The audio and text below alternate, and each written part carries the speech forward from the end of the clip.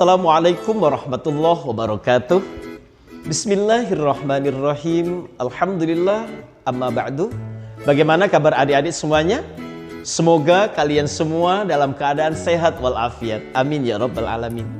Sebelum materi ini kita mulai, terlebih dahulu marilah kita berdoa bersama-sama dengan membaca basmalah. Bismillahirrahmanirrahim. Adik-adik yang luar biasa semuanya, hafizakumullah. Meskipun pandemi belum selesai, tetapi tetap semangat belajar di rumah dan selalu jaga kesehatan ya. Materi yang akan kita bahas kali ini adalah mari mengenal Rasul-Rasul Allah. Tujuan pembelajarannya adalah yang pertama, menjelaskan makna Rasul Allah. Kemudian yang kedua, menyebutkan Rasul Azmi. Adik-adik sekalian, Rasul-Rasul Allah itu jumlahnya sangat banyak sekali. Tetapi yang wajib kita imani adalah hanya 25. Beberapa di antara Rasul-Rasul Allah itu ada yang dipilih yang disebut dengan Rasul Ulul Azmi. Maka kemudian ada dua pertanyaan yang harus kita bahas bersama-sama. Yang pertama, apakah Rasul Ulul Azmi itu?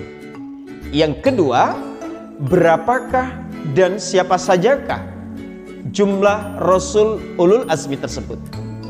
Baik, marilah kita bahas bersama-sama.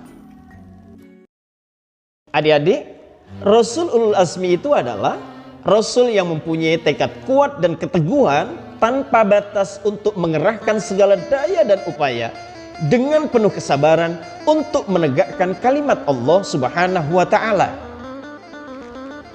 Baik, adik-adik semuanya, Rasul Ulul Azmi yang pertama adalah Nabi Nuh alaihissalatu wassalam.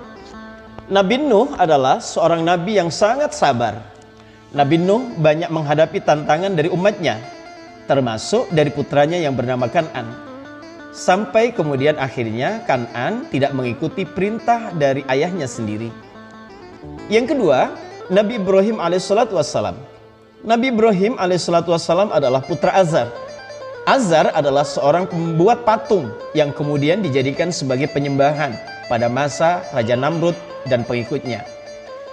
Dengan keberanian yang sangat luar biasa hingga akhirnya Nabi Ibrahim menghancurkan berhala-berhala tersebut yang disembah oleh Raja Namrud dan pengikutnya. Akhirnya Nabi Ibrahim dibakar dalam keadaan hidup-hidup.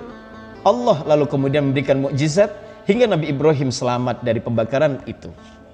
Yang ketiga adalah Nabi Musa alaihissalatu wassalam.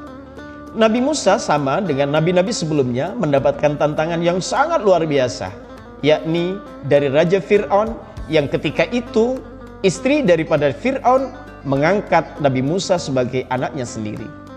Tetapi Allah kemudian memberikan mukjizat yang sangat luar biasa dengan tongkat yang kemudian bisa merubah ular, membelah lautan. Yang ketiga, Nabi Isa alaihissalatu wassalam. Atas kekuasaan Allah, Nabi Isa dilahirkan dengan perantara ibu saja. Ketika itu, Nabi Isa sering dicemooh karena statusnya tanpa ayah. Tetapi kemudian Allah Subhanahu wa Ta'ala memberikan mukjizat kepada Nabi Isa, yang Nabi Isa ketika kecil itu mampu bicara dengan fasih layaknya orang dewasa. Yang terakhir, yakni Nabi Muhammad. Tidak ada lagi setelah Nabi Muhammad.